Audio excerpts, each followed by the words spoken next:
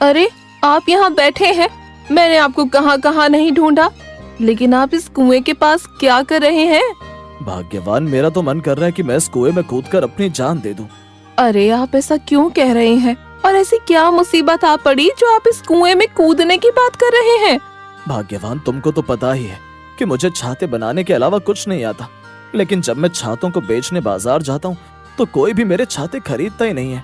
आप ठीक कह रहे हैं, और वैसे भी बारिश का मौसम आने में अभी 1 महीना बाकी है, लेकिन आपको छाते बेचने जाना ही होगा, वरना हमारे घर का गुजारा कैसे चलेगा? लेकिन भाग्यवान, हमारे छाते कोई खरीदता भी तो नहीं है। अरे, आप छाते बेचने बाजार जाइए तो सही, देखना आज आपके सारे छाते बिक जाएंगे। हाँ, अब तुम इतना कह ही रही हो तो मैं छाते बेचने बाजार चला जाता हूँ, और वैसे भी इसके अलावा हमारे पास और कोई चारा भी तो नहीं है। छाते ले लो, अच्छे और मजबूत क्वालिटी के छाते ले लो। मेरा ये छाता आपको बारिश की हर बूंद से बचाएगा। हाँ, छाते ले लो, छाते। और तभी माधव के पास एक औरत आकर कहती है, अरे ओ भैया, इन छातों का क्या दाम है? दीदी, एक छाता सिर्फ 100 रुपए का है। बताइए कौन से रंग का छाता चाहिए आपको? मेरे पास हर तरह के रंग बिरंगे छाते हैं। भैया, छाते तो मुझे पसंद आए, लेकिन मैं इस छाते के सिर्फ 50 रुपए दूंगी। हाँ। दीदी, अगर मैं आपको 50 रुपए में छाता दूंगा तो मुझे बहुत घाटा हो जाएगा।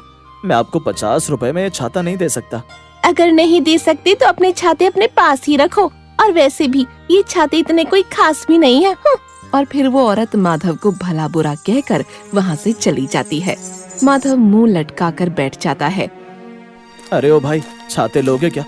देखो ना, मेरे पास कितने अच्छे अच्छे एकदम अच्छी क्वालिटी के रंग बिरंगे छाते हैं। अरे नहीं भाई, पिछली बार जब मैं तुमसे एक छाता ले गया था तो वो छाता एक मामूली सी बारिश को भी नहीं झेल पाया, और उस दिन मुझे गीला होकर घर जाना पड़ा।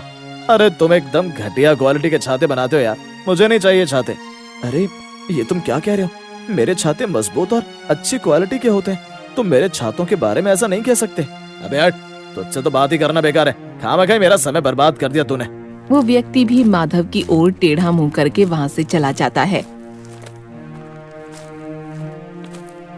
अरे आइए सरपंच जी, छाते लेंगे क्या? मेरे पास बहुत बढ़िया छाते हैं। अरे माधव, अभी बारिश का मौसम नहीं आया है। जब बारिश होगी तो लोग तुमसे खुद ही आकर छाते खरीद लेंगे, लेकिन अभी लोगों को छातों की कोई आवश्यकता नहीं है। लगता है आप ठीक कहते हैं सरपंच जी, वैसे भी मेरे इन छातों को कोई नहीं खरीदेगा। ऐसे ही सुबह से शाम हो जाती है, लेकिन माधव का एक भी छाता नहीं बिकता।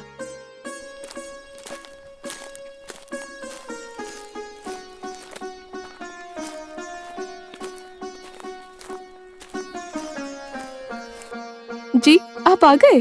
क्या आज आपके छाते बिके नहीं? नहीं भाग्यवान, मेरे इन छातों को किसी ने भी नहीं खरीदा। कोई इसके कम दाम लगाता है तो कोई कहता है कि छाते अच्छे नहीं हैं। अरे, ये तो बहुत ही बुरा हुआ। अब हमारे घर का गुजारा कैसे चलेगा? लगता है भाग्यवान, मुझे अब कोई दूसरा काम ढूंढ लेना चाहिए। इन छातों को बेचना तो नामुमकिन है। अरे, आप ऐसा क्यों कहते हैं? देखना, एक दिन हमारे छाते जरूर बिकेंगे, और वैसे भी हार कर जीतने वालों को बाजीगर कहते हैं। हाँ।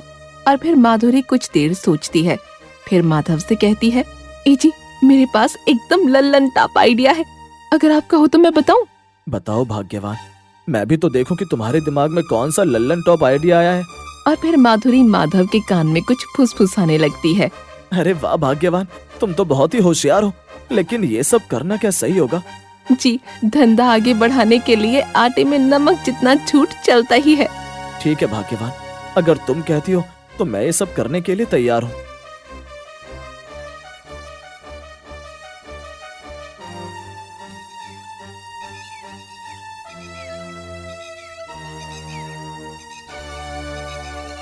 अलख निरंजन, बेटा बाहर आ, देख तो कौन आया है। अलख निरंजन। अरे बाबा जी, आप कौन है? मैंने तो आपको इस गांव में पहले कभी नहीं देखा। बेटा, मैं बड़ी दूर से आया हूँ, हिमालय के पर्वतों को चीर कर आया हूँ, और मैं किसी भी व्यक्ति का भविष्य बता देता हूँ। क्या आप सच कह रहे हैं बाबा जी? लेकिन मुझे तो आपकी बात पर विश्वास नहीं होता। बच्चा, तुझे मेरी बात पर अगर विश्वास नहीं होता तो रुक, मैं अभी तेरा भविष्य बताता हूँ। अपना दायां हाथ आगे कर। और फिर वो व्यक्ति अपना दायां हाथ आगे करता है और बाबा जी उसका भविष्य बताने लगते हैं। अनर्थ होने वाला है, घोर अनर्थ होने वाला है। क्या हुआ बाबा जी, आप ऐसा क्यों कह रहे हैं, और क्या अनर्थ होने वाला है? बच्चा, आज तेरी पत्नी का दिल टूटेगा और फिर तेरा सर फूटेगा। लेकिन बाबा जी, मेरा सर कैसे फूटेगा और मेरी पत्नी का दिल, वो कैसे टूटेगा, बताइए। बच्चा, थोड़ी देर बाद तुझे सब समझ में आ जाएगा। ठीक है, तो अब मैं चलता हूँ। ये कहकर वो बाबा जी वहाँ से चले जाते हैं और वो व्यक्ति भी अपने घर के अंदर चला जाता है। ए जी, इतने साल हो गए हमारी शादी को, लेकिन आज तक आपने एक साड़ी तो क्या, उसका एक टुकड़ा भी ना दिलाया। मैं कुछ नहीं जानती, मुझे एक बढ़िया सी साड़ी चाहिए, वरना आज आपके साथ अच्छा नहीं होगा। हाँ। अरे तुम पागल हो गई हो क्या भाग्यवान? एक तो ऊपर से हमारे खाने के लाले पड़े और महारानी साहिबा को नई साड़ी चाहिए। ये सुनकर उस व्यक्ति की पत्नी को गुस्सा आ जाता है। हाय राम, मर गया रे भाग्यवान, तुमने तो मेरा सर ही फोड़ दिया। हाय रामा, बहुत तेज दुख रहा है। ए जी, आपको लगी तो नहीं? मैंने तो धीरे से ही मारा था, लेकिन गलती से ज्यादा तेज लग गया। अरे मार कर कहती हो कि लगी तो नहीं? तुमसे बेकार औरत तो मैंने जिंदगी में कभी नहीं देखी। अब चुप हो जाइए, वरना फिर से आपका सिर फोड़ दूंगी। फिर वो व्यक्ति कुछ देर सोचता है और कहता है, अरे ये तो चमत्कार हो गया, वो बाबा जी की बात सच निकली। उन्होंने कहा था तुम्हारी पत्नी का दिल टूटेगा। मैंने तुमको साड़ी नहीं दिलाई तो तुम्हारा दिल टूट गया, और कहा था कि मेरा सर फूटेगा तो तुमने मेरा सर इस डंडे से फोड़ दिया। बाबा जी की जय हो। अब उस मूर्ख को कौन समझाए कि पत्नी का दिल टूटना और पति का सर फूटना ये तो घर में आम बात है। थोड़ी दूर चलने के बाद बाबा जी को एक और व्यक्ति दिखाई देता है और वो उससे कहते हैं, बच्चा, तेरे बहुत बड़े बड़े कान हैं, लेकिन तू फिर भी है परेशान। बता क्या समस्या है तेरी? बाबा सब ठीक करेगा। हाँ बाबा जी, मैं बहुत ही ज्यादा परेशान हूँ, मुझे पैसों की सख्त जरूरत है। अब आप ही बताइए बाबा जी, मैं क्या करूँ? बच्चा, तू निराश मत हो, थोड़ी दूर चलने के बाद तुझे 10 रुपए का नोट मिलेगा। लेकिन बाबा जी, 10 रुपए के नोट से मेरा क्या होगा? आज के जमाने में 10 रुपए में आता ही क्या है? बच्चा, तेरे पास और मेरे पास दो दो हाथ हैं और लालच करना बुरी बात है। आज तुझे 10 रुपए का नोट मिलेगा, हो सकता है कल तुझे नोट की गड्डी मिल जाए। आप धन्य हो बाबा जी, आपकी जय हो बाबा जी, जय हो। फिर वो व्यक्ति बाबा जी को प्रणाम करके वहाँ से चला जाता है।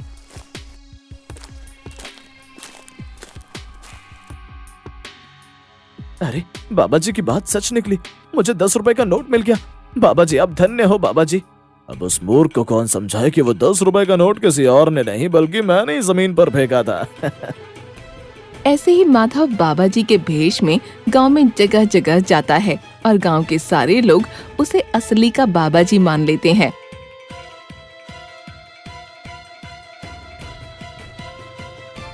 अरे भाग्यवान, एक बात मुझे समझ में नहीं आई। हमको तो छाता बेचना है, लेकिन तुमने तो मुझे एक बाबा जी बना दिया। जी, आप कर्म करते जाइए, फल की चिंता मत कीजिए। मैं जैसा कहती हूँ आप बस वैसा ही कीजिए, बाकी आपको कल तक सब समझ में आ जाएगा। ठीक है भाग्यवान, तुमने जो कहा है मैं वैसा ही करूंगा।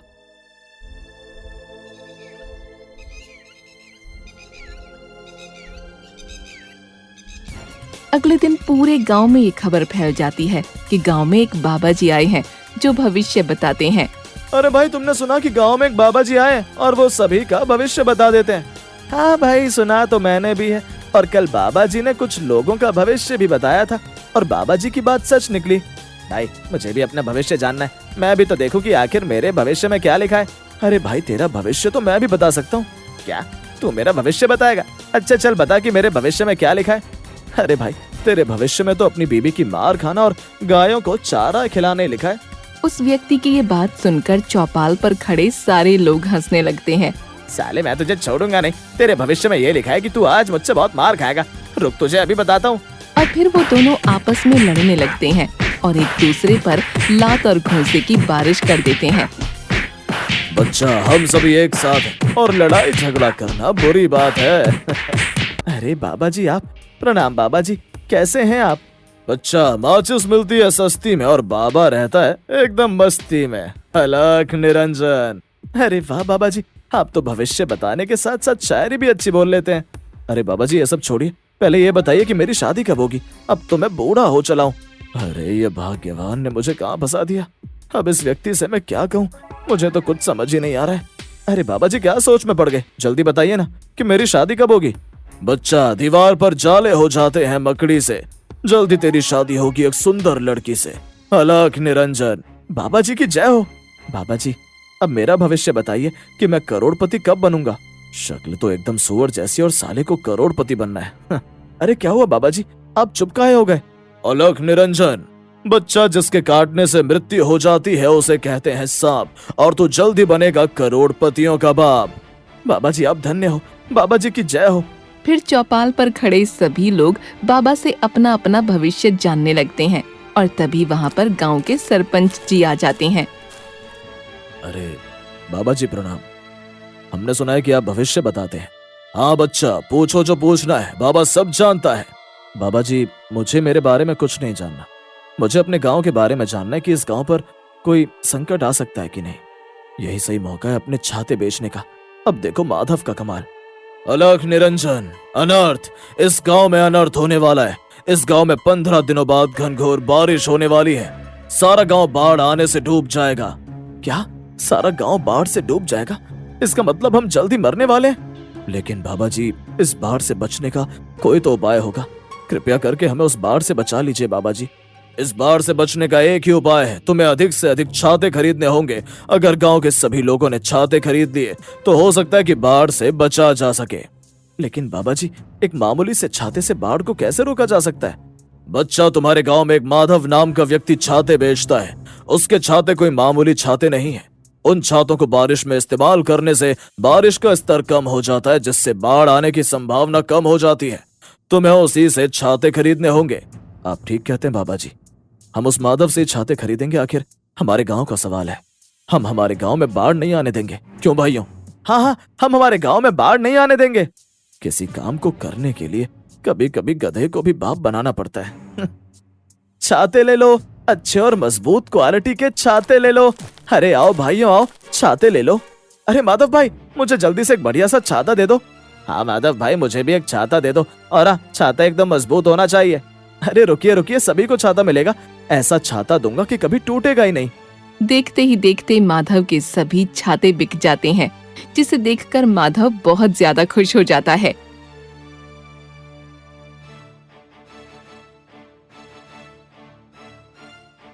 अरे आज तो आप बहुत ही खुश लग रहे हैं, आखिर बात क्या है, जरा हमें भी तो बताइए। अरे भाग्यवान, तुम्हारी तरकीब काम कर गई। हमारे आज सारे छाते बिक गए। आज मैंने बहुत ही ज्यादा पैसे कमाए हैं। अरे ये तो बड़ी ही अच्छी खबर सुनाई आपने। भाग्यवान, अब जल्दी से मेरे लिए खाना लगा दो, मुझे बहुत जोरों की भूख लगी है। ठीक है जी, आप हाथ मुंह धो लीजिए, मैं अभी आपके लिए खाना लगा देती हूँ। और गांव में बारिश का मौसम आ जाता है और गांव में बारिश शुरू हो जाती है। अरे बारिश हो गई। बाबा जी ने कहा था कि मुझे अपना छाता लेकर बाहर निकलना होगा, जिससे पानी का स्तर कम हो जाएगा और हम बाढ़ से बच जाएंगे। ऐसे ही सभी लोग अपना अपना छाता लेकर घर के बाहर आ जाते हैं। अरे सरपंच जी, बारिश हो रही है। अरे नालायक, मुझे भी दिख रहा है कि बारिश हो रही है, मैं कोई अंधा थोड़ा ही हूँ। अरे नहीं सरपंच जी, मैं तो बस ये कह रहा था कि कहीं बाढ़ ना आ जाए, वरना सारा गांव तबाह हो जाएगा। अरे नहीं नहीं, ऐसा कुछ भी नहीं होगा, हमें बाबा जी की बात पर पूरा विश्वास है, हमारे गांव में बाढ़ नहीं आएगी। कुछ देर बाद बारिश बंद हो जाती है और गांव के सभी लोगों को ऐसा लगता है कि बाबा जी ने उन्हें बाढ़ से बचा लिया। अरे सरपंच जी, बारिश बंद हो गई, हम सभी बाढ़ से बच गए। बाबा जी की बात सच निकली। हमें तो बारिश का मौसम बड़ा ही अच्छा लगता है। पानी बाबा आइयो, भुट्टा ककड़ी लाइयो। सच में बाबा जी ने हमें बाढ़ से बचा लिया, वरना हम सभी के घर तबाह हो जाते। बाबा जी की जय हो, बाबा जी की जय हो। भाग्यवान, अगर सच में बाढ़ आ जाती तो इस बाबा जी का क्या होता? बाबा जी का कुछ नहीं होता। किसी को क्या पता था कि बाबा जी के भेष में आप ही थे। अरे भाग्यवान, हमने एक तीर से 2 निशाने लगाए हैं। क्या 2 निशाने? लेकिन कैसे? पहला तो हमने हमारे सभी छाते बेच दिए और दूसरा बाबा जी बनकर लोगों को भविष्य बता दिए। इतना कहकर वो दोनों जोर जोर से हंसने लगते हैं।